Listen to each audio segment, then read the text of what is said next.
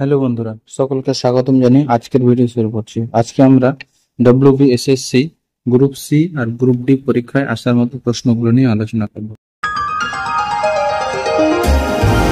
আজকের প্রথম প্রশ্ন, মহাবলীপুরমের রথ আকার বিশিষ্ট মন্দিরগুলি নির্মিত হয়েছিল কোন রাজার আমলে?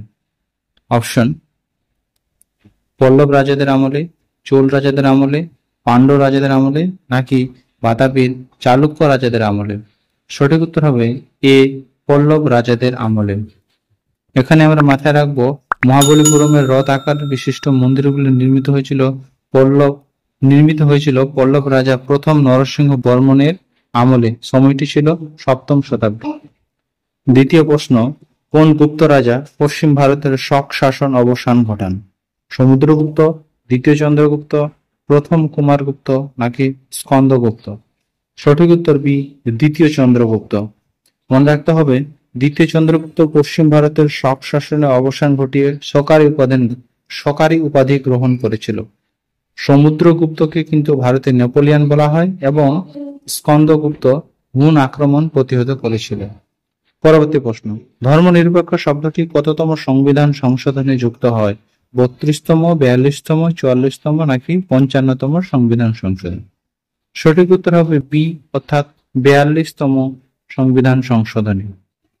এখানে মাথায় রাখতে হবে ধর্মনিরপেক্ষ শব্দটি ভারতীয় সংবিধানের প্রস্তাবনায় যুক্ত হয়েছিল 1976 সালে।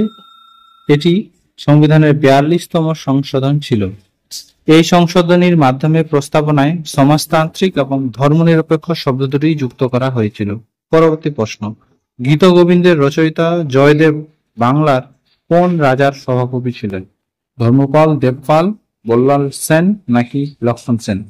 সঠিক উত্তর হবে ডি, অর্থাৎ লক্ষণ সেনের সভাকবি ছিলেন। মনে রাখবে জয়দেব ছিলেন লক্ষণ সেনের সভাকবিদের মধ্যে শ্রেষ্ঠ সভাকবি এবং জয়দেব নাম অনুসারে তার জন্মস্থান কেন্দুলি এবং এটি বীরভূমে জয়দেবের মেলা বিখ্যাত। পরবর্তী প্রশ্ন, শিখ ধর্মের প্রতিষ্ঠাতা কে?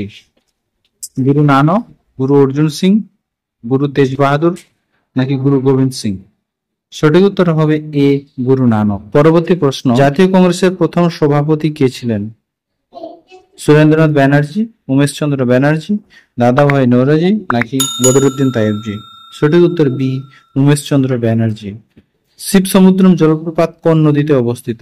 কাবেরী নদী, গোদাবরী নদী, কৃষ্ণা নদী, নাকি মহানদী? সঠিক উত্তর এ, কাবেরী নদীতে অবস্থিত। এই শিবসমুদ্রম জলপ্রপাত ভারতের কর্ণাটক রাজ্যে অবস্থিত। ভারতের বীমা ক্ষেত্রে নিয়ন্ত্রিত হয় কার দ্বারা? আরবিআই, সেবি, IRDA, নাকি CBDT? সঠিক উত্তর সি, IRDA। IRDA এর পুরো নাম insurance regulatory and development authority.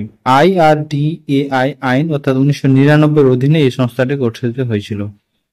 ভারতের সর্বোচ্চ শৃঙ্গ হলো মাউন্ট এভারেস্ট, কাঞ্চনজঙ্ঘা, নাঙ্গা পর্বত, নাকি কেটু? সঠিক উত্তর হবে কেটু। ভারতের সর্বোচ্চ শৃঙ্গ কেটু, যার উচ্চতা 8611 মিটার। এটি পৃথিবীর দ্বিতীয় উচ্চতম শৃঙ্গ এবং কাঞ্চনজঙ্ঘা হচ্ছে ভারতের দ্বিতীয় উচ্চতম অর্থাৎ পৃথিবীর তৃতীয় উচ্চতম শৃঙ্গ। ভদ্রাবতীর লৌহ ইস্পাত কেন্দ্রে আকরিক লোহা আসে কোথা থেকে? সঠিক উত্তর এ, বাবা উদাম পাহাড় থেকে। এ বিষয়ে মাথায় রাখতে আমাদেরকে স্বাধীনতার পর ভারতে ইস্পাত কারখানা ভিলাই, দুর্গাপুর এবং রাউরকেল্লা এই তিনটি তৈরি হয়েছিল। দুর্গাপুর ইস্পাত কারখানাটি পশ্চিমবঙ্গের দুর্গাপুরে অবস্থিত steel authority of India limited সমন্বিত ইস্পাত কারখানার মধ্যে একটি। এটি 1959 সালে ইউনাইটেড কিংডমের সহায়তায় স্থাপিত হয়েছিল। রাউরকেল্লা ইস্পাত কারখানাটি জার্মান সংস্থা অর্থাৎ ক্রুপ এবং ডেমাগের সহযোগিতায় স্থাপন করা হয়েছিল। এটি 1961 সালে চালু হয়েছিল এবং ভিলা ইস্পাত কারখানাটি সেপ্টেম্বর 1967 সালে সোভিয়েত ইউনিয়নের প্রযুক্তিগত সহায়তায় স্থাপন করা হয়েছিল। সম্পূর্ণ ভিডিও দেখার জন্য ধন্যবাদ।